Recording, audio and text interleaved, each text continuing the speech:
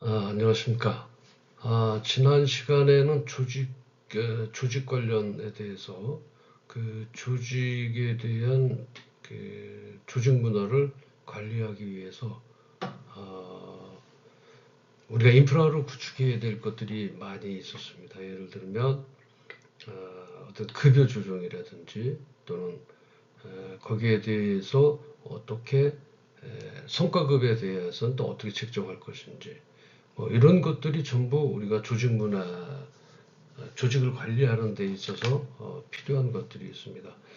옛말에 이제 채찍이 있으면 당근을 준비해야 된다라는 말이 있습니다. 무조건 조직을 이끌어가기 위해서 어떤 채찍만이 필요한 것이 아니라 무조건 또 당근만을 줄 수도 없는 그런 상황이기 때문에 어떤 조직 문화에 있어서의 정의, 그 중요성에 대해서 이제 우리가 학기 끝나는 때까지 이제 지금까지 배워왔던 그 인프라들 있죠. 그런 것들보다 실제적인 조직 문화가 어떻게 흘러가고 또 조직 문화의 정의와 중요성은 어떠한지에 대해서 같이 공부하도록 하겠습니다. 여러분들 화면에 나타나는 그 파워포인트 보시면요. 나와 있습니다. 이렇게 조직 문화의 정의와 또 중요성에 대해서 나와 있습니다. 조직 문화의 정의와 중요성이라고 하는 것은 누차 말씀드린 바 있습니다만 그 조직 문화의 정의에 대해서 다시 한 번 더 짚고 넘어갈게요. 조직 문화는 한 조직의 구성원들이 공유하는 자기들의 가치관, 그다음에 그 사람들의 신념이라든지 관행, 규범 등의 총체를 의미하는 것입니다. 그래서 이런 것들은 조직의 정체성을 형성을 하고 어떤 구성원들의 행동과 의사결정에 영향을 미치는 아주 중요한 요소다라고 말씀드린 바 있습니다. 그렇다면 지금 그 조직 문화의 어떤 정의에 대해서 말씀을 이거는 학술적인 의미에서입니다. 우리가 정확하게 또 얘기를 한다면 조직이란 어떤 것인가에 대해서 함께 공부하도록 하기 위해서 지금 오늘 시간에 장을 여는 것입니다.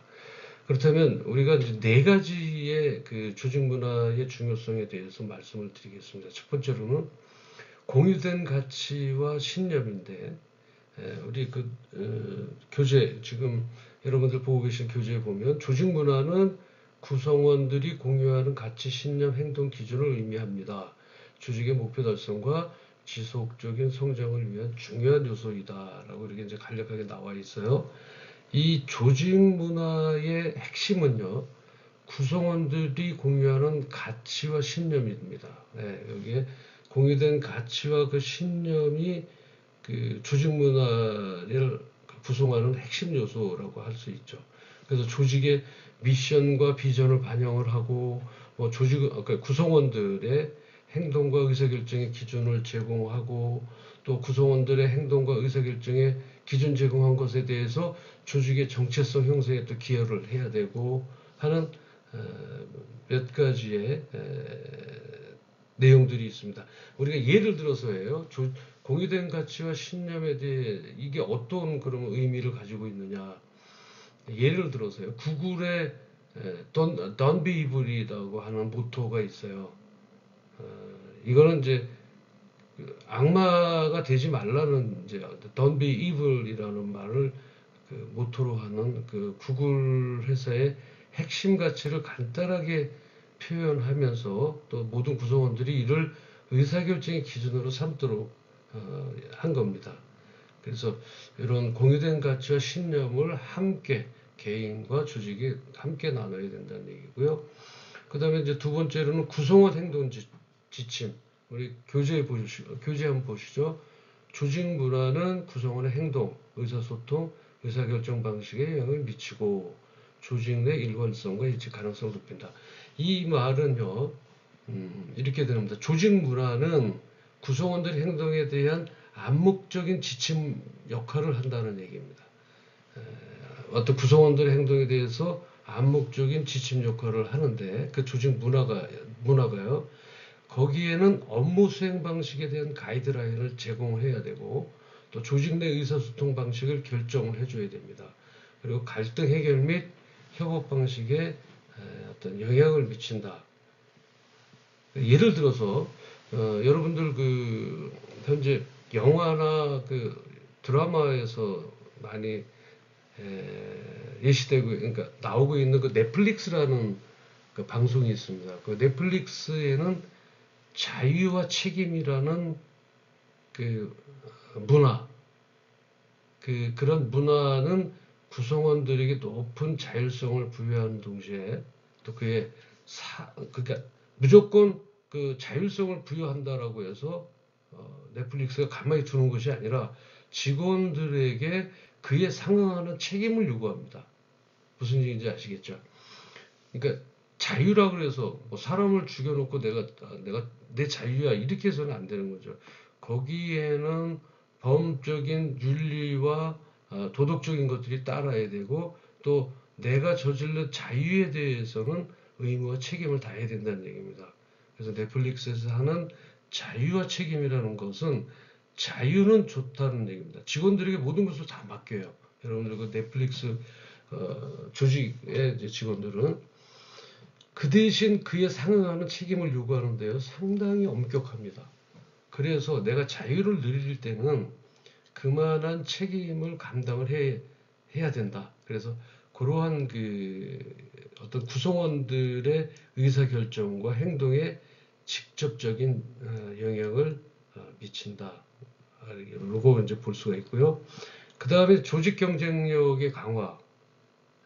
보시면 긍정적이고 건강한 조직 문화는 구성원의 만족도와 생산성을 높이고 또 혁신과 창의성을 촉진하며 기업의 경쟁력을 강화합니다. 조직 경쟁력 강화인데 그럼 조직 경쟁력 강화는 어떻게 할 것이냐? 어떻게 할 것인가? 이것은 강력하고 긍정적인 조직 문화는 기업의 경쟁력을 강화하는 데 중요한 역할을 한다라고 하는 얘기입니다. 물론 뭐 뻔하죠. 이론적으로는 다 맞습니다. 그렇게 하는 것이 정답이고요. 그렇다면 그런 것들에 대한 그 후속 조치 그런 것들은 어떻게 조직 문화는 구성원의 만족도와 생산성을 높이는 것에 대한 구성원들의 동기부여와 생산성 향상 그리고 혁신과 창의성을 촉진시키고 인재 유치 및 유지에 기여를 해야 된다. 라고 하는 것입니다. 그리고 마지막으로 예를 들면 이것입니다. 우리가 그 전자부품, 그 컴퓨터 부품 중에 자포스라고 있죠. 그 자포스는 고객 서비스 중심의 문화를 통해서 높은 고객 만족도를 달성하고 있습니다. 그래서 이를 통해서 시장에서 경쟁 우위를 확보하는데 성공을 한 자포스라는 회사를 보면 조직 경쟁력 강화가 얼마나 중요하다라고 하는 것을 우리가 알 수가 있습니다. 마지막으로 기업 이미지 형성입니다. 기업 이미지는 기업 이미지를 형성한다라고 하는 의미는 조직 문화는 외부에서 투영되어서 기업의 이미지를 형성되게 됩니다. 우리가 내부에서 뭐 회사가 이렇다 그래서 그 기업 이미지가 달라지는 것이 아니고요. 이것은 외부에서 투영되는 것이죠. 외부에서 기업이 판단하거나 그랬을 때 기업 이미지가 형성되는 것입니다. 어떤 고객이나 파트너, 투자자 등 그 이해관계자들의 인식에 영향을 미치는 거고요. 브랜드 가치 형성에 기여를 하게 되는 것입니다. 그래서 기업 이미지 형성이 그만큼 중요하다는 얘기고, 그 다음에 사회적 책임과 연계되어서 기업의 평판 형성에 아주 중요한 역할을 한다. 파티고니아의 그 환경보호 중심 문화는 그 기업 이미지와 직결되어서 소비자들에게 강력한 브랜드 충성도를 형성하고 있습니다. 그만큼 내부에서 일어나는 것이 아니라 외부에서 투영되는 것입니다. 따라서 파티고니아가 환경보호 중심으로서 성공한 그 가치는 강력한 브랜드 충성도도 형성하고 있다라고 하는 것입니다. 그리고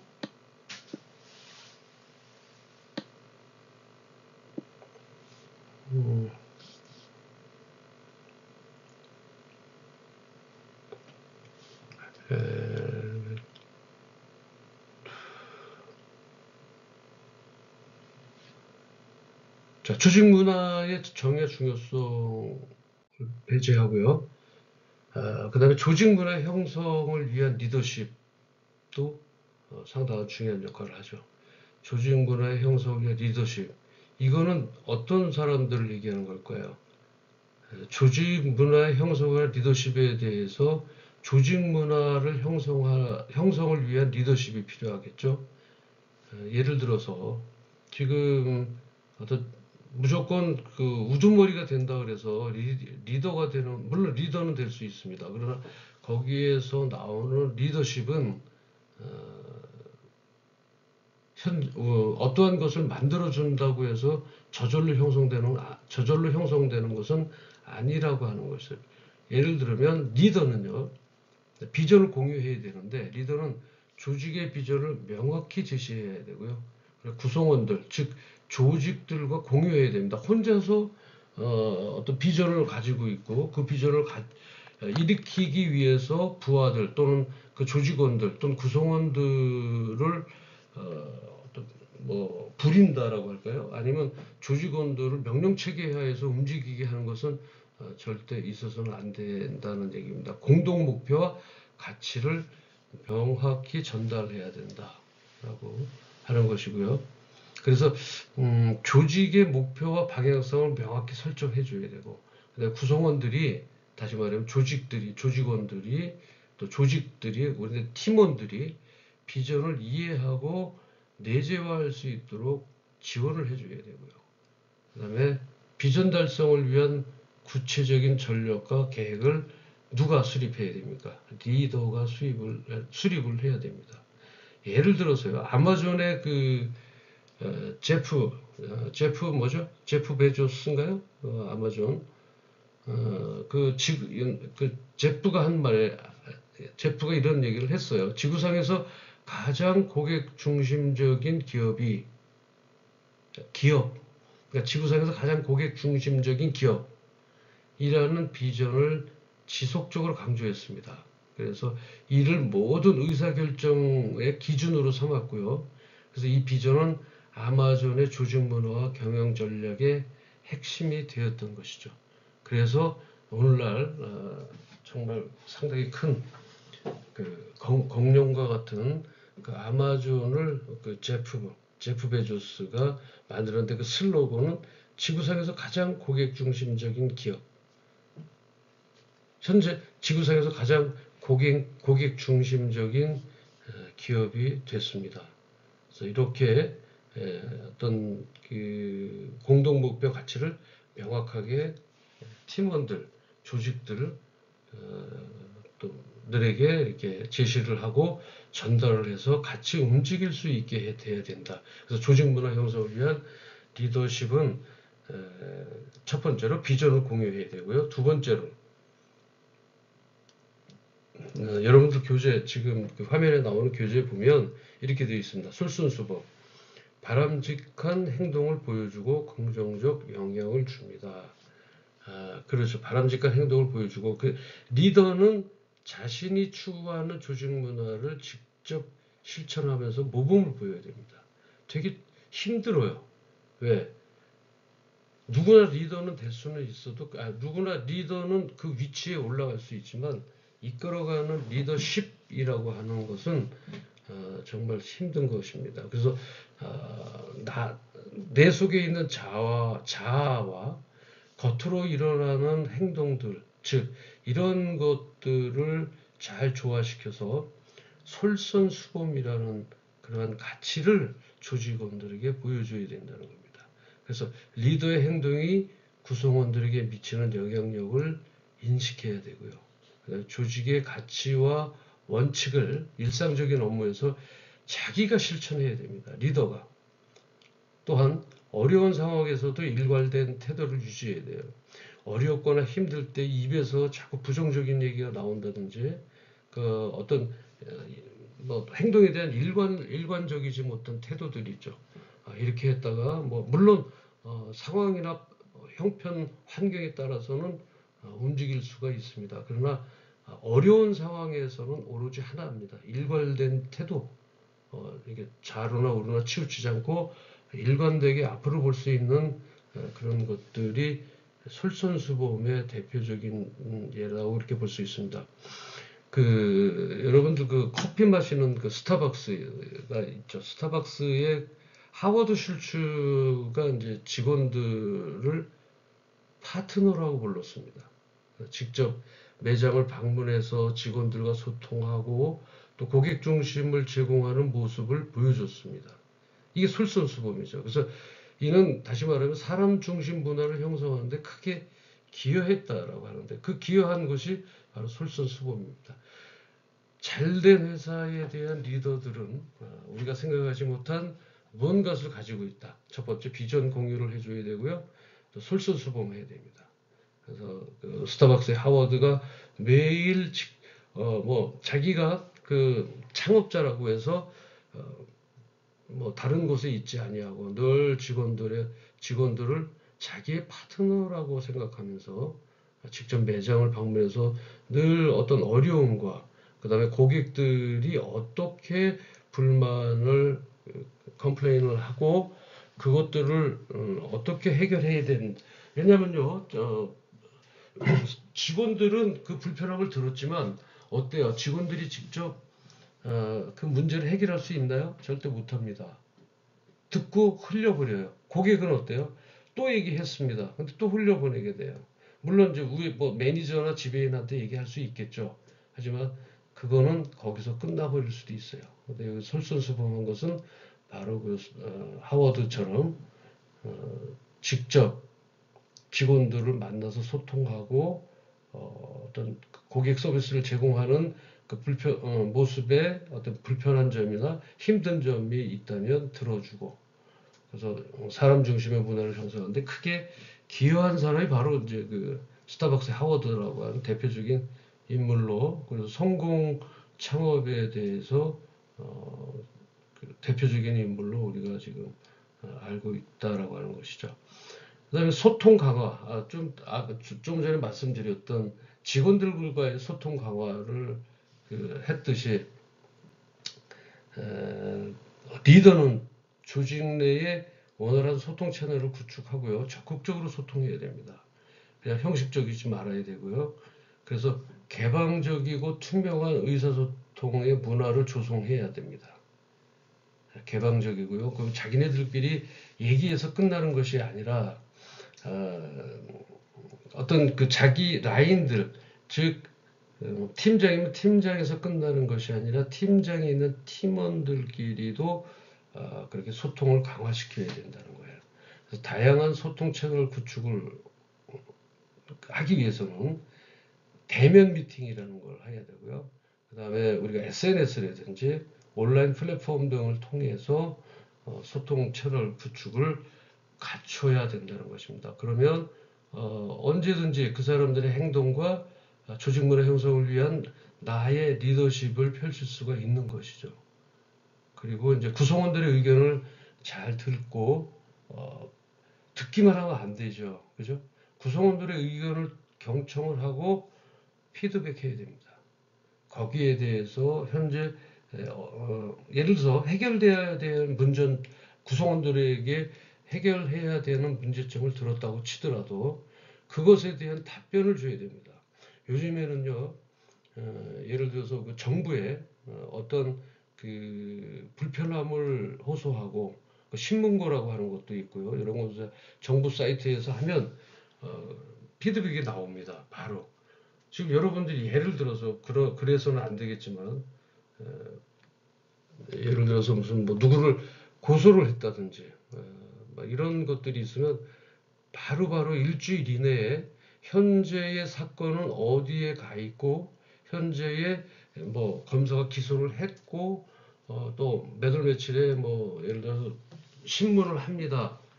이런 것들을 수시로 알려줘요. 예, 그러니까 이런 식으로 어떤 리더십 때문에 알려주는 건 아니지만 우리들은 구성원들의 의견을 경청하고서 반드시 피드백을 제공해줘야 된다는 얘기입니다. 하물며 그런 것들도 하는데 구성원들의 이끌어가려고 하는 그 리더십 가운데 의견을 들어보고 무조건 알았다라고 대답하고 그 피드백을 제공하지 않는다면 뭐 대답 없는 메아리라고 해서 더 이상 구성원들은 리더들에게 소통하려고 하지 않을 것입니다. 우리가 이제 마이크로소프트사의 그 대표적인 게 있습니다. 어떤 소통 강화에 대해서 사티아 나델라라는 그 그로스터 마인셋이라고 해서 문화를 강조하면서 정기적인 타운홀 미팅과 이메일 소통을 통해서 직원들과 회사의 방향성을 공유하고 의견을 수렴합니다. 이것은 어떤 개방적이고 혁신적인 조치이죠. 그 마이크로소프트사가 이렇게까지 우리가 얘기한다면 제일 하위 직급들 대해서도 이런 식으로 어떤 타운홀 미팅을 하고 정기적으로 합니다. 어떤 무슨 날만 하는 게 아니라 정기적으로 그 타운홀 미팅과 이메일 소통을 통해서 직원들과 회사의 그 방향성을 공유하고 직원들로부터 들어오는 의견을 수렴합니다. 그래서 이건 아주 그 개방적이고 혁신적인 조직문화 형성에 기여했다 해서 우리 이제 교과서에서도 이제 나오는 그런 경우가 나오는 그런 예가 있습니다.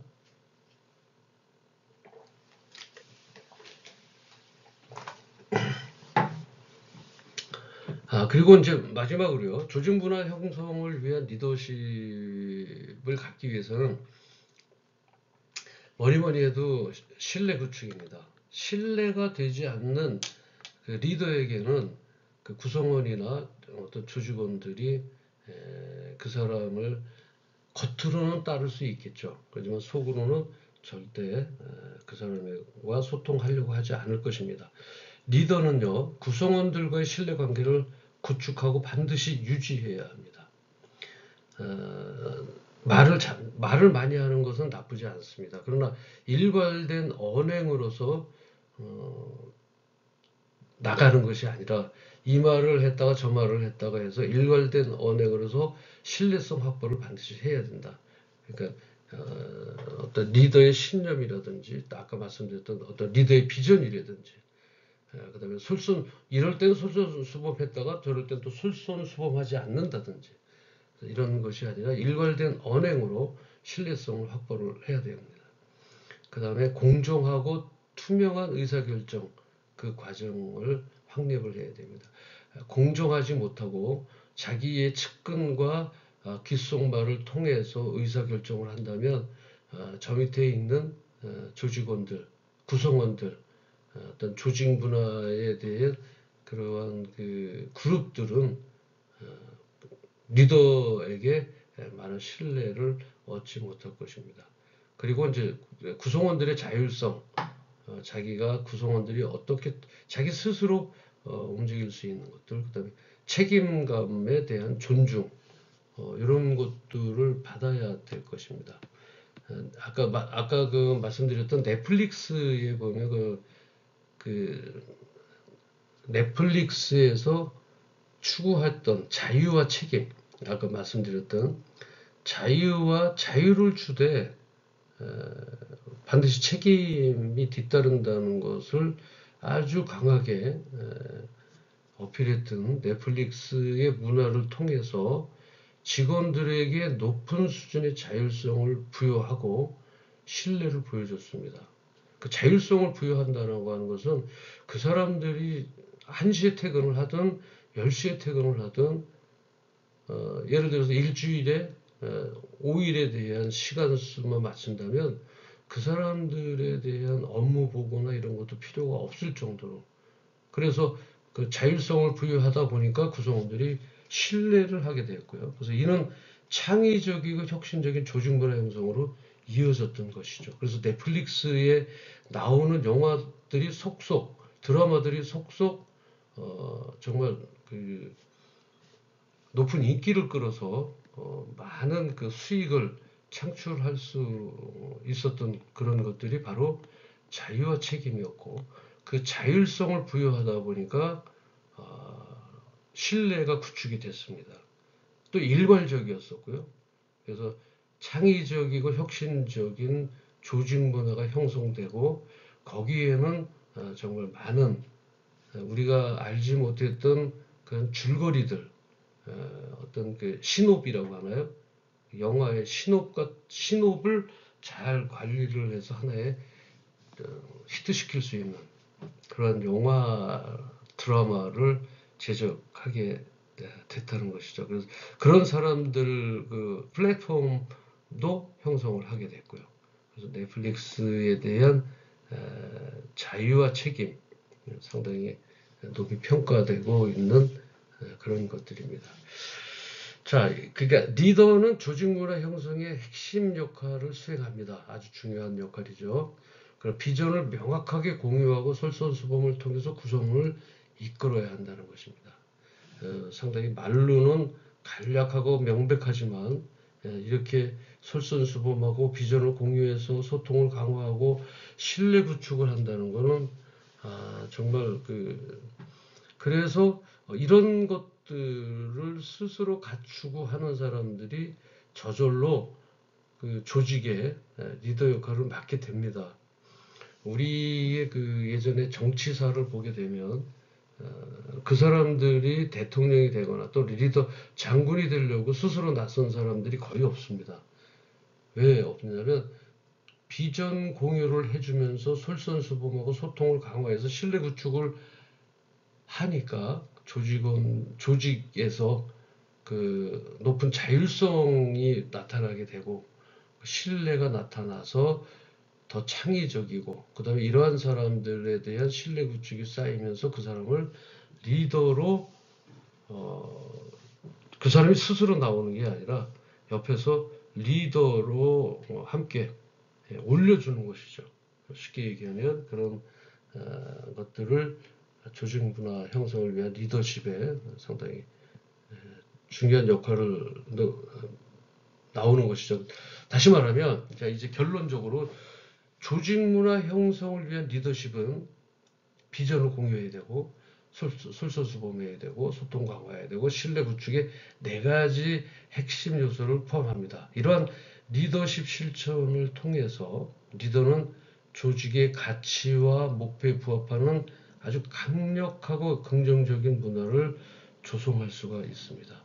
그래서 이러한 그 것들은 이제 어떤 효과적인 조직 문화 형성은 단기간에 이루어지는 것이 아니죠. 뭐 어느 날 비전 공유, 솔선수범, 소통과 이런 것들이 하루아침에 이루어질 수는 있겠죠. 오래 갈 수가 없습니다. 조금 가다 보면 어떤 솔선수범이 가식이 될 수도 있고, 또 신뢰 구축을 한다고 해서 정직하고 공정한 리더십을 한다고 해서 그 신뢰를 쌓다가 자기 본인의 모습이 나타나게 되는 거죠. 효과적인 조직 문화 형성은 단기간에 이루어지는 것이 아니라 지속적인 노력과 실천이 필요한 과정입니다. 그래서 여러분들도 이제 반드시 리더가 됩니다. 리더가 되는 것은 자의에 의해든 타의에 의해든 리더가 된다고 해서 조직 문화 형성을 위한 리더십이 저절로 이어지는 것은 아니라는 얘기예요. 리더는 조직의 현재 상태를 정확히 파악하고 목표로 하는 문화를 명확히 정의한 후에, 그래서 이를 실현하기 위한 어떤 구체적인 전략과 행동 계획을 수립해야 합니다. 그 수립해야 되는 게 아까 말씀드렸던 비전을 공유하고 솔선수범하고 소통 강화해서 신뢰를 구축해야 되는 것입니다. 조직 문화의 변화와 발전 과정을 지속적으로 모니터링하고 또 필요에 따라서 조정해 나가는 그 유연성도 필요합니다. 그래서 여러분들이 강력한 긍정적인 조직 문화는 기업의 기업의 그 지속 가능한 성장과 성공의 핵심 요소로 작용합니다. 리더의 역할은 그래서 우위라고 하는 것은 이제 어떤 그 예를 들어서 회사라면 회사의 경영자들은 리더의 역할을 이런 문화를 조성하고 유지하고 있는지, 그래서 조성하고 유지하고 있다면 이것은 아주 결정적이다. 그래서 비전을 공유하고 솔선수범하고 소통하고 신뢰 구축을 통해서 어떤 리더는 조직의 가치를 어떤 뭐라 그럴까요? 가치를 이제 다시 높여주고요. 그래서 구성원들이 이를 따르도록 영감을 줄 수 있게 하는 것입니다. 그래서 그러나 조직 문화 형성의 리더십을 얻기 위해서 이것도 물론 뭐 본인의 노력 여하에 따라서 리더십은 형성될 수가 있기 때문에 저절로 되는 것은 아니기 때문에 그만큼 남보다 더 예를 들면 잠을 뭐 더 좀 잠을 줄인다든지 아니면 남보다도 시간을 쪼개서 책을 많이 읽는다든지 이런 여러 가지 그 어떤 자기의 어떤 교양적인 측면이라든지 또 이런 것들을 자기가 스스로 개발해야 됩니다. 그렇지 않고서는 저절로 자기 본연의 마음으로 될 수 있는 것들이 아니죠. 자, 조직문화 형성을 위한 리더십. 자, 그다음에 이제 구성원의 동기부여와 몰입도 제고, 즉 구성원들에게 동기부여를 해야 됩니다. 그 다음에 몰입도를 높여야 돼요. 구성원들의 동기부여와 몰입도를 높이는 것에 있어 어떻게 해야 되고 또 동기부여를 어떻게 줘야 되고 그리고 몰입도를 높이기 위해서는 어떠한 것들을 리더가 또는 경영자가 지켜나가야 되는 것인지에 대해서 함께 공부를 하도록 하겠습니다. 구성원 동기부여와 몰입도를 높인다. 이거는 이제 여러분들 그 교재 한번 지금 화면에 나타나는 교재를 한번 같이 보도록 하겠습니다. 개인 목표와 회사 목표 연계 이렇게 나와 있죠. 그 밑에 한번 읽어보도록 할게요. 개인의 목표와 회사의 목표를 일치시키는 것은 구성원의 동기부여에 매우 중요합니다. 그 다음에 구성원은 즉 조직원은 즉 팀원은 자신의 목표가 회사의 성공에 기여한다는 느낌을 받을 때 더욱 적극적으로 참여하고 노력하게 됩니다. 자, 이 말이 무슨 말일까요? 개인 목표와 회사 목표의 연계라고 그랬어요. 자, 개인의 목표와 회사의 목표를 연계시키는 것은 구성원의 동기부여와 몰입도를 높이는 데 핵심 전략입니다. 그러니까 개인의 목표와 회사의 목표를 연계시킨다는 것은 결국은 개인의 목표, 회사의 목표를 동시에 이루어 나가지만 결국은 회사에 더 이득이 된다는 것이죠. 다시 말하면 조직에 더 이득이 된다는 얘기입니다. 그래서 그 목표 설정 과정에 참여를 해야 되는데 예를 들어서 이렇습니다. 구성원들이 회사의 목표 설정 과정에 참여하도록 유도를 해야 됩니다. 그러니까 처음부터 우리 회사의 목표를 이렇게 설정했으니까 여러분들은 따라야 됩니다가 아니라 요거는 조금 아주 그 뭐라 그럴까요? 센시티브한 그런 면이 있어요. 회사의 목표를 설정하는 과정에 참여하도록 유도한다. 누가? 구성원들이. 그래서 이 회사의 목표 설정을 유도를 할 때 그 회사의 목표 설정을 하면서 자기의 목표도 마음속으로 구성원들은 느낀다라고 하는 얘기입니다. 그래서 개인의 역할과 회사 목표의 연관성을 명확히 설명해 줄 필요가 있다. 예를 들면요. 구글의 Objective and Key Results라고 하는 OKR 시스템이 있어요. 이게 이제 무슨 시스템이냐면 회사, 그다음에 팀, 그다음에 개인 그 목표를 연계시키는 대표적인 사례입니다. 그래서 구성원들은 자신의 OKR을 설정할 때 회사와 팀의 목표를 고려하고 또 이를 통해서 자신의 업무가 전체 조직의 성과에 어떻게 기여하는지를 이해할 수 있다라고 하는 것입니다.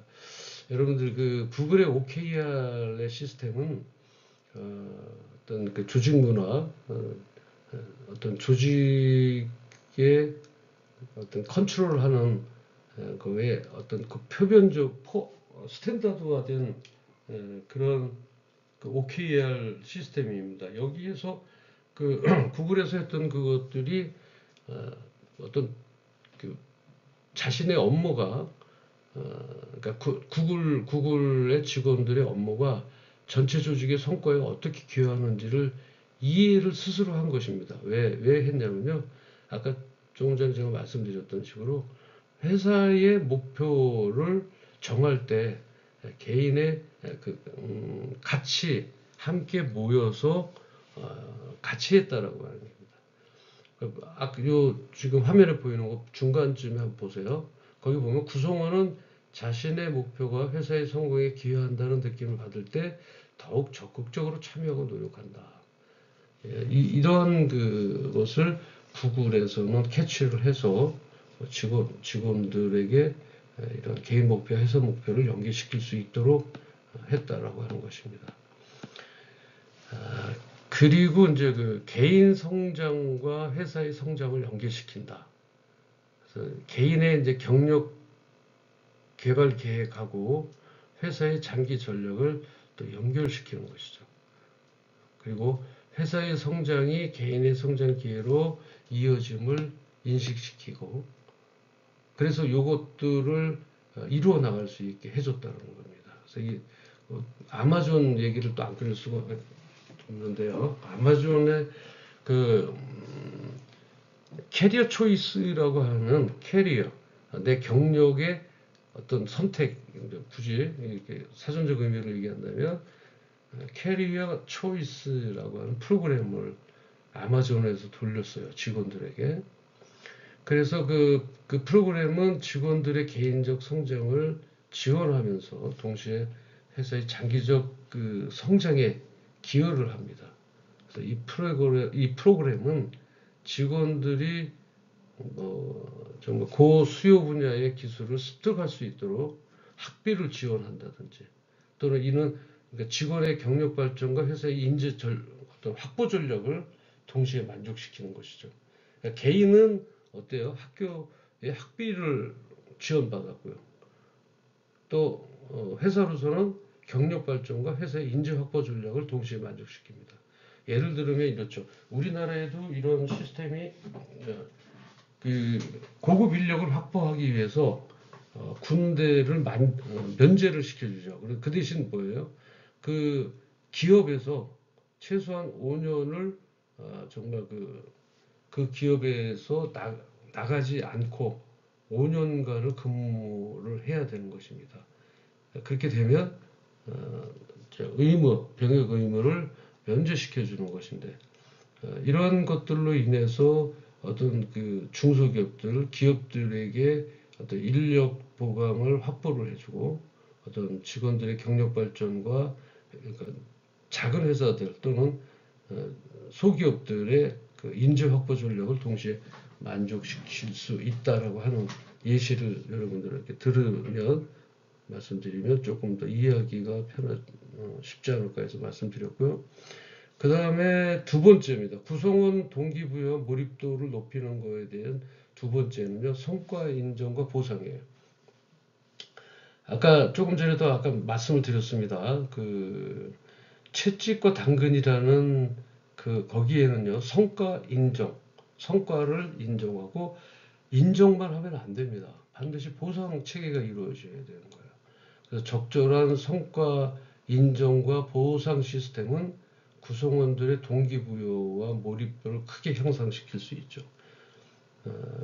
무슨 얘기인지 아시겠죠? 이거는 어떤 내가 회사를 위해서 특허를 어떤 특허 신청을 했다라고 했을 때 회사에서는 등어리만 두들겨 주는 것이 아니라 거기에 대한 인정과 보상 체계가 이루어져야 됩니다. 그래서 일본이나 뭐 예를 들어서 미국 같은 경우는 그 회사에서 아이디어만 제공하더라도 뭐 보너스를 뭐 200%를 주고 또 다른 사람들보다 여행을 갈 수 있도록 여행 그 패키지를 열어주기도 한다고 얘기를 합니다.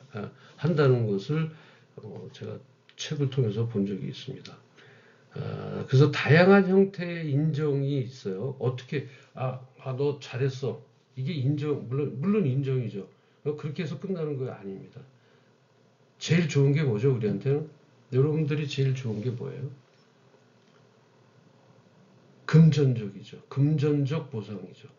그래서 다양한 형태의 인정 속에는 금전적 보상 외에도 다양한 형태의 인정을 제공해야 됩니다. 어떤 뭐 패키지 여행을 보낸다든지 또는 가족들과 함께 쉴 수 있게 한다든지 그래서 여러 가지 각 기업에서는 이런 것들을 활용하고 있습니다. 그 다음에 공개적으로 칭찬을 해줘야 됩니다. 뭐 어떤 단체 회의를 한다든지 또 중견기업 같은 경우에는 뭐 이사회를 한다든지 아니면 전체적인 회의를 할 때 공개적 칭찬을 통해서 또 아까 얘기했던 대로 특별 휴가 그다음에 그 성장 기회의 제공 등 이렇게 해서 다양한 형태로 인정을 해줘야 된다. 그 세일즈포스라고 하는 회사 여러분들 아시죠? 거기에 보면 개인의 성과를 회사의 비전과 연계시키고 있어요. 그래서 내 개인의 성과는 곧 회사의 비전이다. 그래서 이를 바탕으로 아주 다양한 그 형태의 인정을 제공합니다. 그래서 우수 성과자에게는 CEO와의 식사, 세일즈 포스터라는 건 CEO를 얼굴 보기가 힘들죠, 그죠? 이게 되게 큰 회사이기 때문에. 근데 그 대표이사와의 식사, 그다음에 특별 프로젝트 참여 기회 등을 제공해서 동기를 부여하고 있습니다. 그리고 이제 두 번째로는요, 공정하고 투명한 보상 체계. 어떤 사람에게는 뭐 인정을 하고 예를 들어서 100만 원을 줬는데 또 어떤 사람은 또 100만 원을 주면서 다시 불러서 언더 테이블 머니로 해서 뭐 아니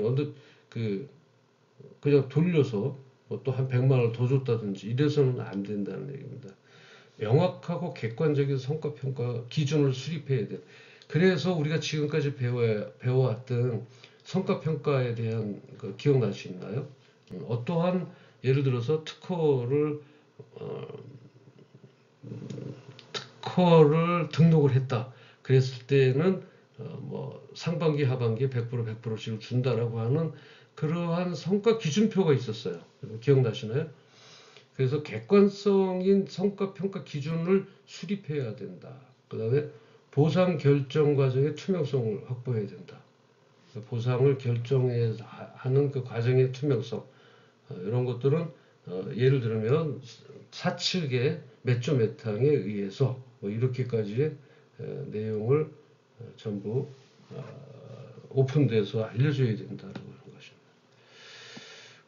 지금 그 버퍼는 이런 얘기를 했습니다. 투명한 급여 그 정책을 통해서 모든 직원의 급여 정보와 급여 결정 공식을 공개를 합니다. 그래서 이러한 것들은 공정성에 대한 신뢰를 높여주죠. 높이고 구성원들의 동기부여에 긍정적인 영향을 미친다라는 말입니다.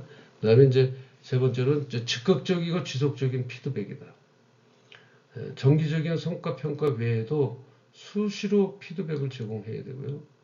긍정적 피드백과 개선점을 균형 있게 전달해야 합니다.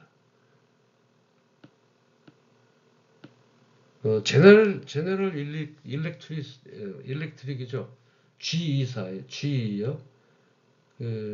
거기에도 이제 이런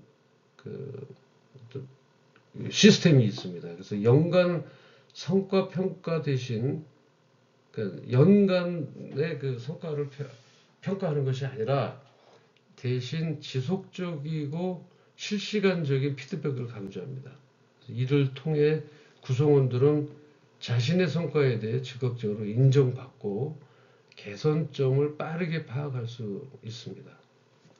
그래서 이렇게 좀 오픈되어 있는, 그래서 직원들도 또 이런 구성원 동기부여의 그 몰입도를 높이려고 하는 것에 대해 좀 적극적이지 않을까 이렇게 생각을 하고요.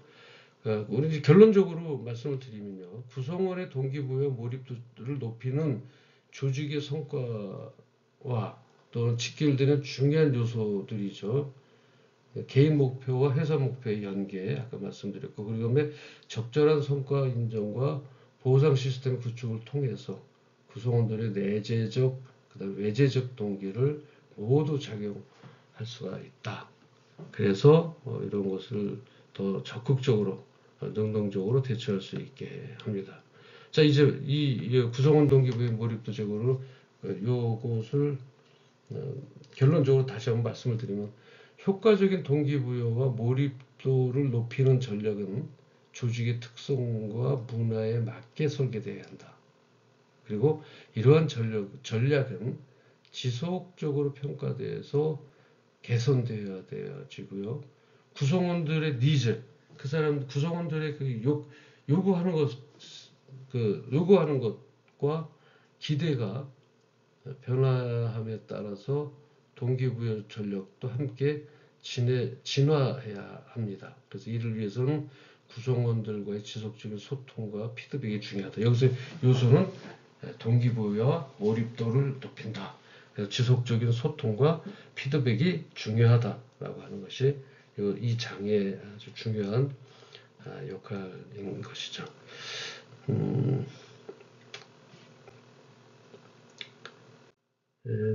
그리고 이제 그 다음 장은 의사소통 채널의 구축과 활용이에요.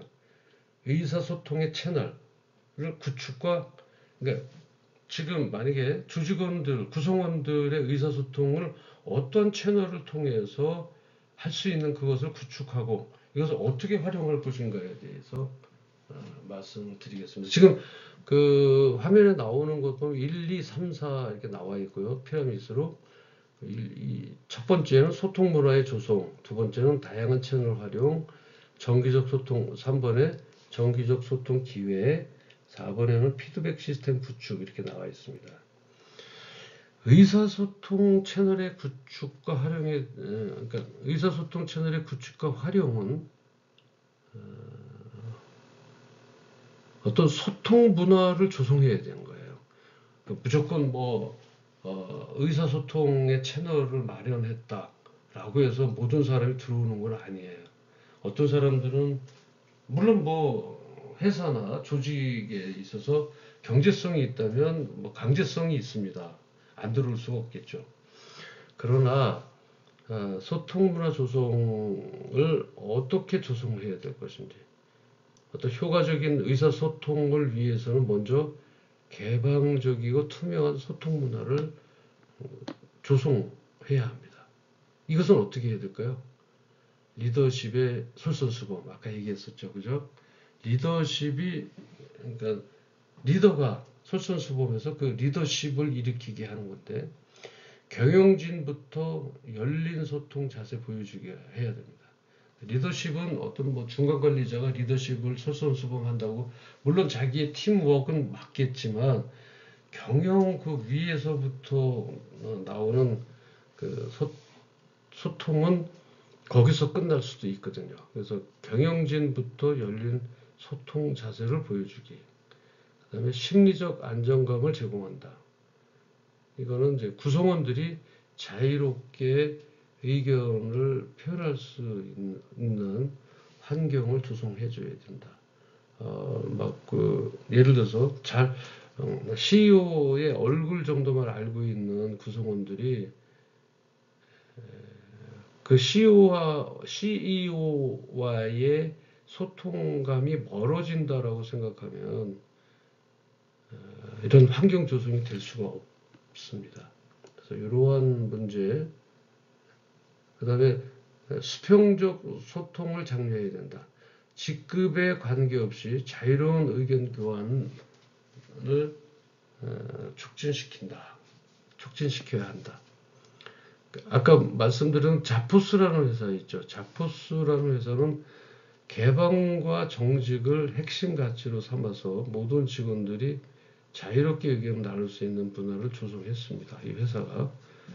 그 CEO가 이제 토니 셰이라는 사람인데요. 그 지포스에. 토니 셰이는 이제 직접 모든 직원들과 소통하면서 정말 그 낮은 자세로 회사의 중요한 결정 사항을 아주 투명하게 공유했습니다. 이런 것들은 다 의사소통 채널 구축, 활용을 어떻게 할 것인가라는 것을 보여주는 그런 거고요. 두 번째로는 다양한 채널을 활용한다. 다양한 채널. 다양한 채널을 활용한다라고 하는 것은 뭐 이제 여러 가지 이제 있겠죠. 조직 특성과 구성원들이 그 필요에 맞는 그 인터페이스, 뭐 여러 가지 플랫폼이라든지 또 SNS, 그러니까 그 요구에 맞는 다양한 소통 채널을 구축을 하고 그것을 가지고 활용을 해야 됩니다. 그리고 이제 그런 것이 아니라면 대면 소통, 얼굴을 마주보고 1대1 미팅, 그 다음에 타운홀 미팅 같은 경우도 필요합니다. 그 다음에 디지털 채널로서는 이제 이메일, 메신저, 화상회의 툴, 그 다음에 사내 SNS, 이런 것들을 통해서 소통 채널을 구축을 해야 되고요. 그 다음에 문서화된 채널이 있죠. 뉴스레터라든지 사내 게시판, 정책 문서 등은 회사 내부에서 안쪽에서 이루어진 네트워크로 이루어질 수 있습니다. 그것을 통해서 서로의 의견을 나눠가면서 개진할 수 있는 그런 그 구축의 어떤 그 필요성을 가지고 결정을 해야 된다라고 하는 것이죠. 그리고 이제 그러니까 이런 그 소통의 채널을 구축은 이게 어떤 기업인지 제가 지금 생각이 안 나는데 그 어떤 회사의 어떤 협업 툴을 활용해서 실시간 소통과 정보 공유를 촉진을 했습니다. 그래서 다양한 채널을 통해서 업무 관련 대화부터 비공식적인 소통까지 모든 형태의 의사소통이 이루어졌습니다. 그래서 이러한 툴을 사용할 수도 있고요. 어떻게 채널을 구축할 것인가. 무조건 뭐 그렇다고 아주 불편한 뭐 채널의 구축들이 있죠. 소통 채널과 구축. 뭐 갑자기 거기에 아주 높은 임원을 초청해서 의사소통을 한다고 임원을 초청해서는 안 되겠죠. 그리고 어떤 정기적 소통 기회로 삼아야 되고, 세 번째, 구성원들이 정기적으로 소통할 수 있는 기회를 제공하는 것이 중요합니다. 월요일이면 월요일, 수요일이면 수요일 날 구성원들이 정기적으로 뭐 한두 시간은 시간을 배워서 SNS를 통해서 바로 즉답을 해줄 수 있고 서로 의견을 교환해 줄 수 있어야 된다라고 하는 것이죠. 그 다음에 주간하고 월간 팀 미팅이 있어요. 업무 진행 상황 및 이슈를 공유해야 되니까 주간에 뭐 2주에 한 번이라든지 뭐 한 달에 한 번이라든지 그 팀 미팅을 어떤 그 이슈가 없더라도 뭐 또 아젠다가 없는 상황에서도 업무 진행에 대한 상황과 이슈만을 공유할 필요성이 있다라고 하는 것입니다. 분기별 전체 회의, 회사의 전반적인 성과와 방향성을 공유를 해야 된다라고 하는 것입니다. 그래서 주간, 월간 팀 미팅을 통해서 업무 진행 상황 및 이슈를 공유해야 됩니다. 그 다음에 분기별 전체 회의를 통해서 회사의 전반적인 성과와 방향성을 공유를 해야 합니다. 그 다음에 어떤 연례 전략 회의라든지 장기적인 비전과 목표 설정 공유를 함께 해야 되고요. 예를 들면은 이제 그 허브스팟이라고 하는 그 회사에서는 매주 월요일 아침에 월요일 킥오프 그래서 미팅을 진행을 합니다. 그래서 이 미팅에서는 지난주의 성과를 이제 서로 리뷰를 하고 이번 주의 목표를 설정하면서 중요한 회사 소식을 공유하기도 합니다. 물론 이제 이런 허브스팟이라는 회사만 하는 것이 아니라 이제는 대기업에서 우리나라 국내 대기업에서도 매주 월요일 아침이라든지 아니면 이제 어떤 줌 미팅처럼 온라인 미팅을 갖기도 하고 많은 회사들이 진행을 했습니다만 어떤 지난주 성과 같은 것을 리뷰를 해보면서 목표를 설정한 거에 대해서 그리고 회사의 중요한 소식을 공유를 합니다. 그 다음에 이제 피드백 시스템을 구축한다. 우리 그 지금 화면에 나와 있는 거 한번 보시죠. 피드백 시스템 구축에 뭐라고 돼 있어요? 개선 및 발전을 위한 정보 공유다. 이렇게 이제 간략하게 나와 있는데 피드백 시스템 구축은 양방향 소통을 위한 효과적인 피드백 시스템을 구축해야 합니다. 어떤 그 원웨이 일방적으로만 그 소통을 하고 그거에 대해서 명령적으로 어떤 그 전달하는 체계로서 있어서는 안 된다는 거죠. 서로 양방향 소통을 위한 그 효과적인 피드백 시스템을 구축해야 된다라고 하는 것입니다. 그러니까 예를 들면 이런 거죠. 정기적 성과 평가라든지. 그러니까 우리가 그러니까 예를 들어서 분기별 또는 반기별 이런 식으로 공식적인 피드백 세션을 가져야 돼요. 그리고 그래서 이제 그 실시간 피드백은 일상적인 업무 상황에서의 즉각적인 피드백을 해줘야 되고요. 그 다음에 이제 뭐라 그럴까요? 내가 정말 불편한 진실이 있을 경우에 이것을 익명으로 피드백 채널을 구성할 필요성도 있습니다. 왜냐하면 정말 그 단체로 이렇게 회의를 하고 있는데 거기서는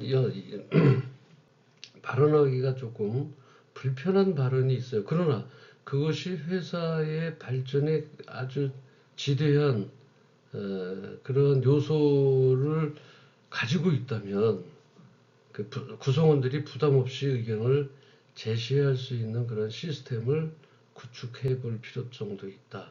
그래서 익명 피드백 채널을 구성을 하는 것도 더 좋은 의견을 받을 수 있는 좋은 소통의 장이라고 이렇게 볼 수가 있습니다. 그 예를 들면 아마존이죠. 아마존에는 이런 시스템이 있습니다. 애니타임 피드백이라고 해서 그 툴을 통해서 직원들이 언제든지 동료나 상사에게 피드백을 줄 수 있도록 합니다. 또한 연례 직원 만족도 조사를 통해서 회사 전반에 대한 구성원들의 의견을 그때 수렴을 합니다. 그래서 이런 식으로 이제 애니타임 피드백처럼 자기가 이 의문점 또는 의견 제시에 대한 어떤 피드백이 없을 경우에 애니타임 피드백 툴을 통해서 언제든지 답변을 받을 수 있다라고 하는 좋은 시스템이죠. 자, 의사소통 채널의 구축 활용에 대한 결론을 맺어봅니다. 여러분 그 효과적인 의사소통 채널의 구축과 활용은 조직의 성과와 구성원들의 만족도에 직접적인 영향을 미칩니다. 그래서 소통 문화 조성 그리고 다양한 채널 활용을 통해서 그다음에 정기적인 소통 기회 제공 그리고 피드백 시스템 구축을 통해서 조직은 더욱 단단하고 더 나은 의사소통 환경을 만들 수 있다라고 하는 결론을 짓고요. 그래서 이제 마지막으로 한 번 더 말씀을 드린다면 의사소통 채널을 구축하고 활용하는 것은 지속적인 노력과 개선이 필요한 과정입니다. 의사소통 채널을 구축해놓고 용두사미가 되는 것들이 많아요. 처음에는 양방향 서로 다 의사소통 채널을 구축한다고 해서 활성화가 되지만 얼마 되지 않아 그 유명무실해지게 돼요. 왜냐하면 피드백이 없어요. 거기에 대한 결정권도. 그래서 여기에 대한 지속적인 노력과 개선은 반드시 필요합니다. 그리고 조직은 정기적으로 소통 채널의 효과성을 평가를 하고 구성원들의 피드백을 바탕으로 해서 지속적으로 개선해 나가야 됩니다. 이러한 그 중심 포인트, 이런 포인트를 가지고 어떤 디지털 기술의 발전에 따라서 새로운 소통 도구와 플랫폼에 계속해서 등장하고 있는 것입니다. 그래서 사실은 이 조직은 이런 변화에 민감하게 대응해서 구성원들의 니즈와 조직의 특성에 가장 적합한 소통 채널을 지속적으로 발굴하고 또 도입해야 됩니다. 용두사미가 돼서는 안 된다는 거죠. 처음에는 뭔가 아주 효과적인 의사소통과 같은 그런 툴을 개발했다라고 하지만 실제적으로 그게 오래 가지 못한다라고 하는 정말 그것 자체가 불편한 진실이기도 하다 이렇게 말씀드립니다. 마지막으로 이제 어떤 채널을 사용하든 가장 중요한 것은 소통의 질입니다. 무슨 얘기인지 아시죠? 아까 제가 말씀드렸던 소통이라고 하는 것에 있어서 처음에는 그러한 툴을 개발해서 집어넣었지만 그 소통의 질이 예를 들면 피드백이 어떤 메아리가 없는 혼자서만 떠드는 이러한 그 소통이라면 그것은 단순히 많은 정보를 공유하는 것 뿐입니다. 그래서 의미 있고 가치 있는 소통이 이루어질 수 있도록 하려면 이를 위한 리더십의 역할이 중요합니다. 그래서 모든 구성원들이 효과적인 소통의 중요성을 인식을 해야 되고요. 실천하도록 독려해야 됩니다. 처음부터 그게 스스로 구축되는 과정은 한 번도 없습니다. 어떤 사람들은 이렇게 해요. 머리 자르고 꼬리 잘라서 몸통만 항상 자기한테 있는 줄 압니다. 그렇지 않습니다. 리더는 그 몸통 그 전체적인 것에서 꼬리 부분대로 요리를 해야 되고 뭐 생선 같으면 생선의 머리를 잘라서 잘 요리를 해야 됩니다. 그 중간에 있는 것만 가지고서 실천하도록 강요한다든지 뭐 그러면 서로의 소통이 더 단절되는 경우가 많으니까 이런 측면에 있어서는 리더로서 잘 생각하고 나가야 될 것입니다. 그리고 이제 우리가 이제 나타나는 소통에 있어서 나타나는 게 뭐가 있어요? 갈등이 있습니다. 갈등. 이 갈자가 칡뿌리 갈자예요. 칡뿌리가 아주 엉켜져 있고요. 등이라고 하는 등나무 등자입니다. 이 한문인데 이 갈등이라고 하는 것이 그만큼 꼬이고 뒤틀어지고 꼬이고 뒤틀어져서 서로 갈등 관계가 돼 있으면 그것을 풀기 위해서는 정말 많은 힘과 또는 많은 정성과 많은 정말 속이 탄다 그러나요? 속이 타는 것들을 겪어야 됩니다. 그래서 오늘은 이 시간은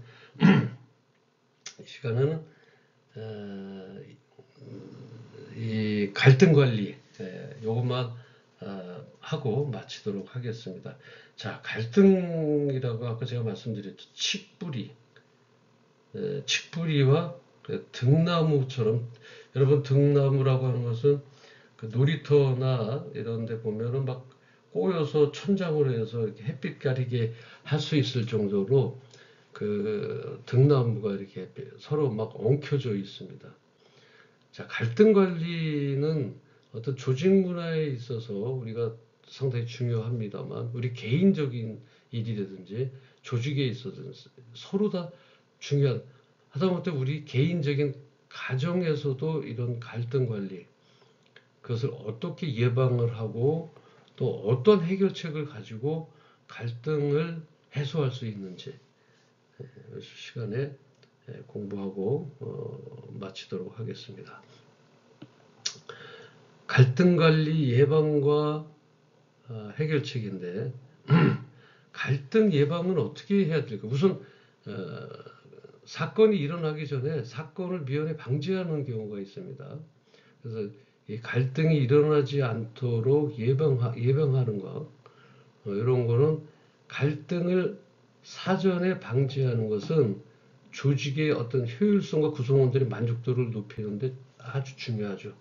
그래서 가능하면 갈등이 발생하지 않도록 사전에 방지해야 됩니다. 그게 제일 중요한 것입니다. 그래서 명확한 역할과 책임 정의를 이루어지면 됩니다. 예를 들면 업무 분담과 책임 소재를 명확하게 설정해둬야 됩니다. 우리 사회에서 회사에서 이것으로 인해서 나오는 그 갈등의 소지가 60%가 넘는다 그래요. 업무 분담이 명확하지 않아요. 그러다 보니까 서로 업무를 미루거나 또는 업무에 대한 책임을 회피를 하려고 서로 발뺌을 하는. 그래서 업무 분담과 책임 소재를 명확히 설정해 줘야 된다.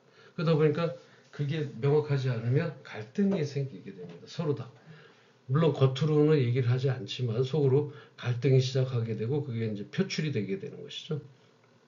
그 다음에 중복되는 업무 영역에 대한 가이드라인을 제시해 줘야 돼요. A라는 그 어떤 뭐라 그럴까요? 조직원, 그다음에 구성원이 또 B라는 구성원이 서로 자기가 하는 업무에 A와 B가 조금 중복되는 업무가 있을 경우에는 반드시 가이드라인을 제시를 해줘야 됩니다. 그렇지 않을 때는 이것 또한 갈등의 소지가 됩니다. 예를 들면요, 구글에 아까 말씀드렸던 OKR이라고 있었죠. 그 OKR 시스템을 통해서 각 팀과 개인의 목표와 책임을 명확하게 정의합니다. 이를 통해서 업무 중복이나 책임 소재 불명확성으로 인한 갈등을 미리 예방하는 거죠. 그래서 이 구글의 그 OKR은 갈등 해소 시스템이라고 또 불리우기도 합니다. 이 정도로 명확하게 정의해주고 가이드라인을 제시해주고 그러면 갈등에 대한 예방을 할 수가 있다라고 하는 것이죠. 자, 그리고 두 번째로 투명한 의사소통 문화를 조성하는데 갈등을 예방하기 위해서는 정보의 투명한 공유입니다. 예를 들어서 A 부서와 B 부서가 있는데 A 부서에서 같이 볼 수 있는 정보를 A 부서에서 감춘다든지 아니면 자기네들만 볼 수 있게끔 어떤 패스워드를 설정해 놓는다든지 하면 이건 정보가 투명화되지 않으면 서로다가 오해가 생기면서 거기서부터 이제 갈등이 발생할 수가 있습니다. 그래서 정보의 투명한 공유 중요한 것이죠. 공유를 했으면서도 패스워드를 실어놓고 그것을 보지 못하게 막아놓는다면은 이거는 뭐 완전히 이율배반적인 얘기죠.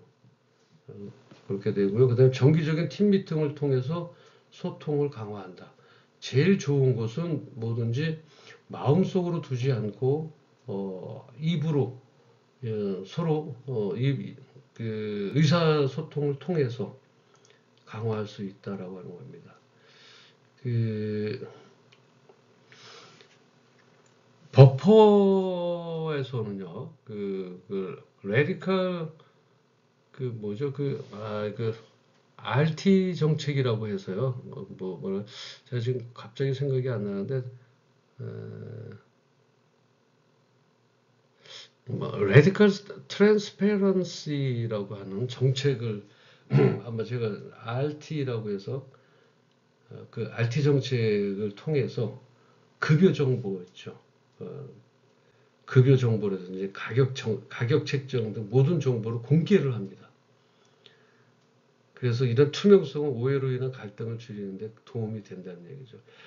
우리나라도 그런 경우가 있어요. 같은 입사 동기라고 하더라도 예를 들어서 A란 입사 동기가 100만 원을 책정이 됐다고 하더라도 회사 측면에서는 B라는 사람이 충분히 어떤 역량이 높기 때문에 뭔가를 대접하고 뭔가를 해주고 싶어서 그것을 통해서 조금 더 어떤 당근의 의미를 줘서 나중에 그것에 대해서 그 입사 동기가 알았을 때 그 섭섭함이 바로 이제 갈등이 돼 버리는 것이죠.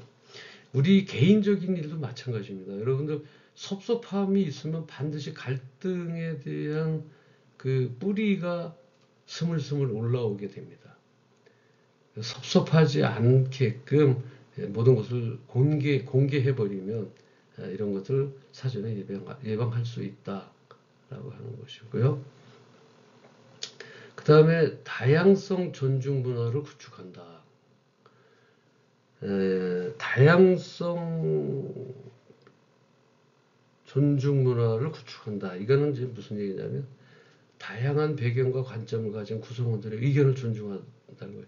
나 같은 사람을 기준으로 했을 때 나의 기준이 그 사람들과 맞지 않았을 때 이해하지 못하는 것은 상대를 배려하지 못하는 것입니다. 다양한 사람이 있다는 것을 인정해야 된다는 거고요. 그래서 다양한 배경과 관점을 가진 구성원들의 의견을 존중해 줘야 됩니다. 내 의견과 맞지 않았고 내 생각과 맞지 않다 그래서 그 구성원들을 뭐 무시한다든지 아니면 구성원들하고 척을 진다든지 이래서는 리더가 될 수가 없고요. 어떤 조직의 구성원으로서도 같이 협력해서 그것을 이뤄낼 수 없다는 거죠. 다양한 배경, 그 사람이 살아왔던 배경도 있을 것이고 현재 그 사람이 이 회사에 들어오게 된 동기라든지 어떻게 들어왔는지 그것으로 인해서 거기에 대한 샐러리, 즉 급여로 해서 어떻게 생활하고 있는지 또는 이 회사에 대한 여러 가지 다양한 배경, 그런 관점을 가진 구성원들의 그 의견이 나와 다르다고 해서 그것을 가지고 어떤 갈등으로 삼아서는 안 됩니다. 그래서 다양한 배경과 관점을 가진 구성원들의 어떤 의견 존중을 이해한다. 그러니까 의견을 존중해준다. 이렇게 설명드릴 수가 있고요. 근데 포용적인 조직 문화를 조성한다. 어떤 그 배려하는 측면이죠. 이거는 배려하는 측면으로서 조직 문화를 조정할 수가 있다. 그 다음에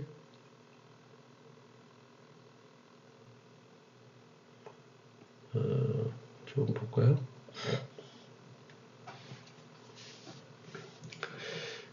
이런 것에 대해서 아주 그 모범적인 기업이 있습니다. 여러분 MS 지금 마이크로소프트사에서는 포용성 지수를 도입을 해서 다양성과 포용성을 측정하고 개선합니다.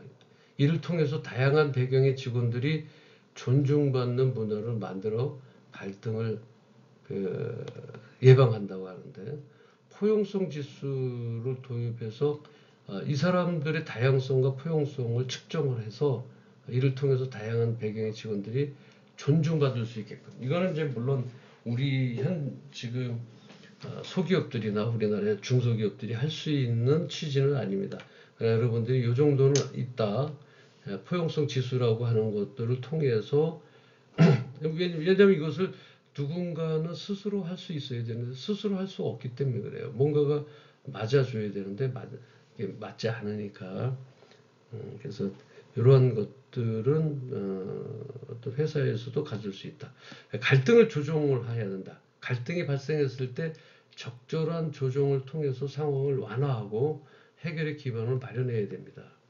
그러기 위해서는 중립적인 그 제3자의 개입이 필요합니다. 예를 들어서 객관적인 시각에서 상황을 파악하고 중재해야 되고요. 또 양측의 입장을 균형 있게 청취를 잘 해줘야 됩니다. 해서 뭔가를 이루어 나갈 수 있게. 또 아마존을 또 예를 들 수가 있는데요. 아마존에서는 이제 이렇게 해요. 갈등 상황에서 중립적인 중재자가 개입할 수 있도록 합니다.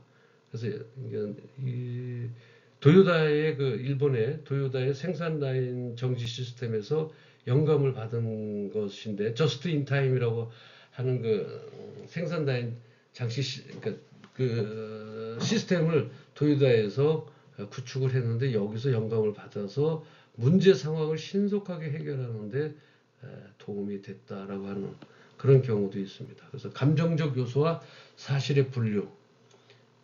예를 들면 객관적 사실에 기반한 상황을 분석하고 감정적 대응 자제를 유도합니다.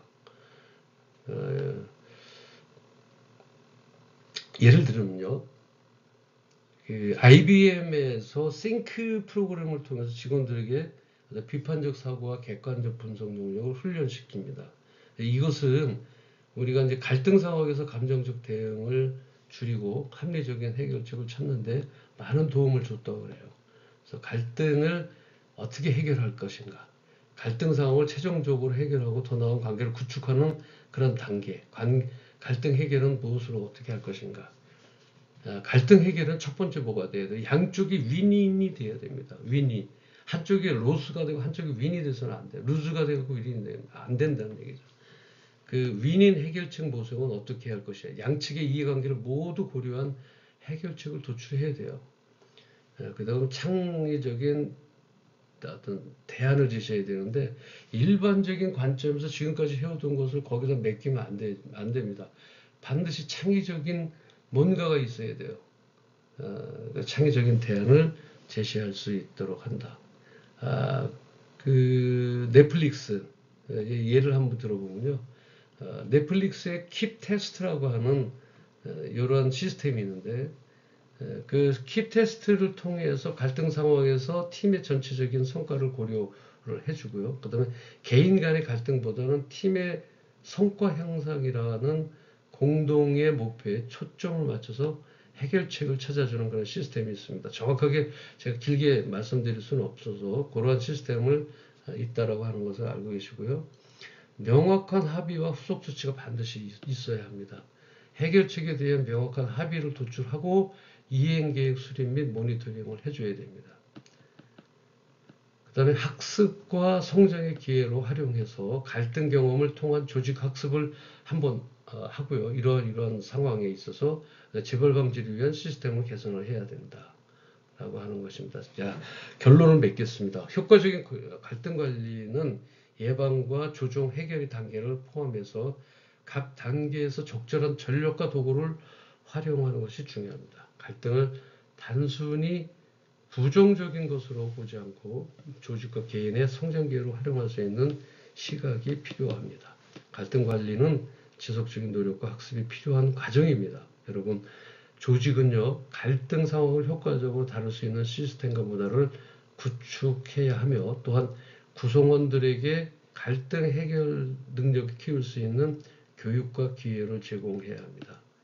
이를 통해서 조직, 즉 구성원들은 더욱 강화된 팀워크와 혁신적인 문제 해결 능력을 갖출 수 있는 것입니다. 갈등 관리, 예방과 해결책에 대해서 같이 공부를 했습니다. 장시간 시청하느라 수고하셨습니다. 다음 주에 또 뵙겠습니다. 감사합니다.